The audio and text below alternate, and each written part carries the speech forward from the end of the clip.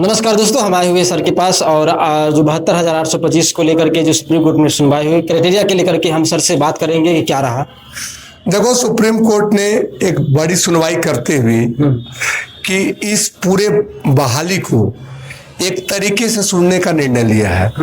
और तरीके से निर्णय का मतलब ये है कि इसको क्रमबद्ध बांट दिया गया है, इसको 9 क्राइटेरिया में बांट दिया गया है कि आप अपना पक्ष रखिए, आप अपना पक्ष रखिए, आप अपना पक्ष रखिए। अब तक यह जो नया बेंच गठित हुआ है बहुत बड़ी कदम है। कदम बड़ा इसलिए है ना कि अब तक इससे पहले जो भी इसे कर रहा था, जो भी जज साहब से सुन रहे थे, वो बहुत हौज पौच हो जा रहा था। क्योंकि एक वकील साहब अपनी बात करते थे, तब तो बीच में कोई अपनी बात करते थे, तो बीच में अपनी, और 10-15 मिनट की सुनवाई होती है, इससे ज्यादा कोई सुनवाई नहीं करता, क्योंकि सुप्रीम कोर्ट पार्ट से इतना बड़ा टाइम नहीं है। अब इन्होंने क्या किया ना कि इन्होंने सबका अलग अलग कर दिया कि जैसे अब अलग अलग क्या है, इसके 9 क्राइटेरिया है कि आप 2017 से पहले जो रिस्पोंडेंट थे वो सबसे पहले सुनेंगे, अपने ये क्राइटेरिया कर दिया। फिर उसके बाद आगे ले आए इन्होंने कि 12/091 का जो हाई कोर्ट से लिस्ट सुप्रीम कोर्ट में गई थी उसको इन्होंने अलग कर दिया।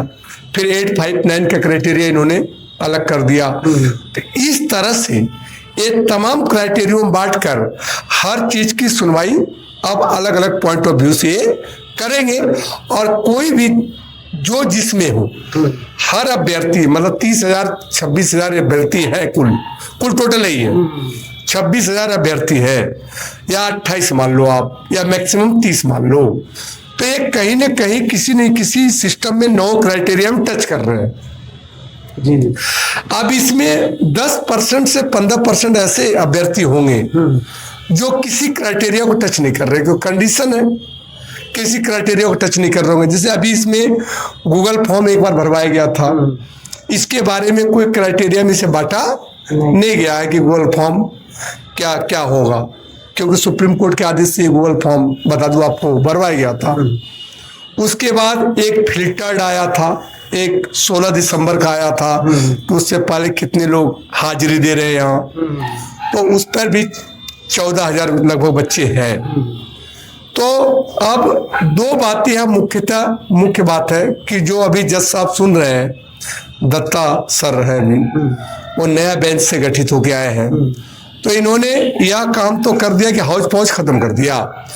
लेकिन मुख्य सौदा ये है भी कि राज्य सरकार के पास आरटीआई लगी हुई है कि आप यह क्लियर करो कि आखिर में सीटों कितने बच रहे हैं, सीट कितने बच रहे हैं।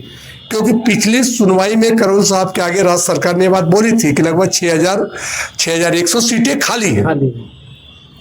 अब अभी यह लगभग खाली है या इतना खाली है, तो इस पे आरटीआई लगी हुई है, अभ्यर्थी ने लगाए हैं कि आखिर में अब क्लियर हो जाए कि सीटें कितनी खाली हैं। अब सीटें खाली हैं तो उसके अनुसार अगर पॉसिबल होगा तो सुनवाई के दौरान अगर राज्य सरकार कह देती है कि 20,000 सीटें खाली है, 15,000 सीटें खाली है, तो उसी के अनुसार आदरणीय जज साहब जो है वह केस को सुनते हुए फाइनलाइज करते जाएंगे। जैसे मान लो शुरू में आपका रिस्पोंडेंट है, मान लो 10,000, तो अगर उन पे डिसीजन देना है तो आदरणीय जज साहब को 50 सीटों की संख्या ज्यादा है। लेकिन मान लो जो पहले से लगे हुए हैं 12/091 है, तमाम है, और सीटों की संख्या 6,000 है, तो फिर उस केस में क्या होगा? तो उस केस में मेरिट आएगी। फिर अब क्या होगा? आखिर में जब सीटों की संख्या जब ज्यादा हो गई, जब वो नंबर ऑफ कैंडिडेट ज्यादा हो गए और सीटों की संख्या कम है, तो उस समय 9 क्राइटेरिया हो चाहे 12 क्राइटेरिया हो, क्राइटेरिया तो एक बहुत अच्छी तरीका है सुनवाई का। लेकिन सुनवाई का मतलब क्या है कि सबको नौकरी देना। और नौकरी कितनी मिलेगी? जितनी सीटें हैं, बस कहानी तो यही है ना, नौकरी उसे ही मिलेगी जितनी सीटें हैं।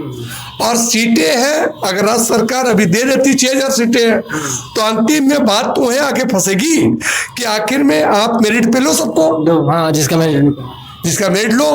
तो कुल मिला के राज्य सरकार से शुरू से अंत तक राज्य सरकार ने इस बहाली पर कोई सपोर्ट नहीं किया है। आपको बताऊं मैं, शुरू से अंत तक आज तक कोई सपोर्ट इस बहाली पर राज्य सरकार का नहीं है, क्योंकि इससे पहले भी जज साहब की इच्छा थी कि राज्य सरकार थोड़ा बड़ा दिखाए और सीटों की संख्या थोड़ा कर देगी, सबका हो जाए। आदरणीय करोल साहब इस पे बड़ा जोर दिए थे। आपको बताऊं कि राज्य सरकार थोड़ा सा दिल को बड़ा करे, क्रेडिट ले, तमाम तरह के वक्तव्य दिया था इन्होंने कि हो सकता है सब कुछ सही कर दें, लेकिन राज्य सरकार टस से मस नहीं हुई।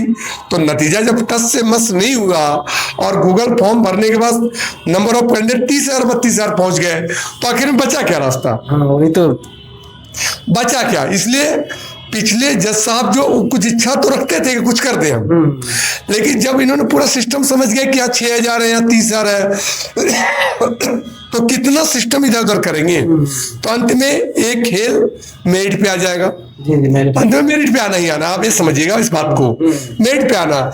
लेकिन एक होप है सभी अभ्यर्थियों को, और सुप्रीम कोर्ट को भी एक होप होगा कि राज्य सरकार इस पर 2 कदम आगे आते हुए और इस मैटर को सॉर्ट आउट कर दे, सीटों की संख्या कुछ बढ़ा दे, या फिर उतना सीटें खाली हो जितने अभ्यर्थी हैं, तब तो भाई सबका भला हो जाएगा।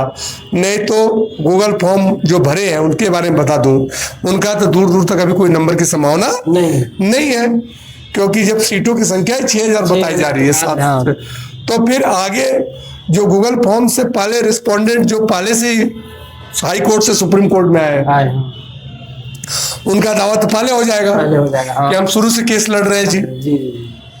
तो उनकी संख्या इतनी ज्यादा है, 12-14 हजार उन्हीं की संख्या है। तो फिर अगर सिस्टमेटिक होगा तो 12-14 हजार की जो संख्या है और जोड़ के 20,000 संख्या है और सीट 6,000 है, तो फिर वही कहानी होगी। और सबसे बड़ी चीज है कि ये जो नए बेंच गठित हुई है, इसमें आदरणीय जज साहब की जो पहला डिसीजन रहा, उससे एक बात तो क्लियर है और साफ संदेश है कि अब इस मैटर को जल्द से निपटारा करेंगे।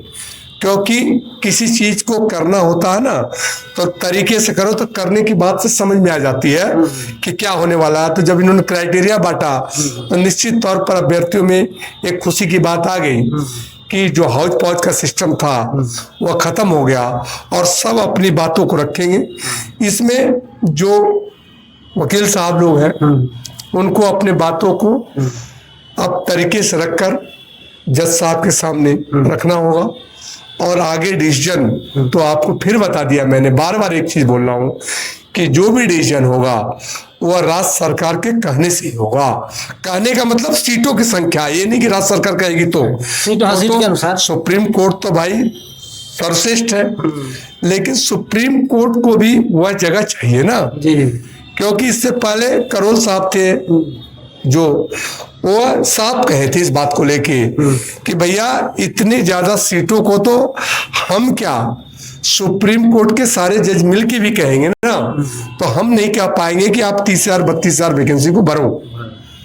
या आदरणीय करोल साहब ने साफ कहा था इसके बारे में कि हम 8-8 जज 10-10 जज मिल के ही बोलेंगे ना, तो हम ऐसा नहीं कह सकते हैं कि जहां सीटों की संख्या 6,000 बच रही है उसको हम बढ़ा के 30,000 करवा दें। तो कहते हैं कि थोड़ा बहुत तो हो सकता था, 1,500 200, ये इतना बड़ा सिस्टम नहीं होगा। तो कहानी देखो अंत में वहीं के वहीं अगर राज्य सरकार कोई भी आगे स्टैंड नहीं लेती अभ्यर्थियों के पक्ष में, तो फिर कहानी जस का तस रहेगा और फिर जो सीटें बची हैं उसी पे होगा। लेकिन फिर कहेंगे सभी की इच्छा कि कुछ न कुछ हो जाए, कुछ न कुछ अभ्यर्थियों का हो जाए, चाहे वह 10,000 हो जाए, 15,000 हो जाए, 20,000 हो जाए, लेकिन कुछ न कुछ इस बार होना चाहिए। ओके, धन्यवाद सर। फिर कोई अपडेट आएगा दोस्तों तो फिर बताएंगे। जय हिंद, जय भारत।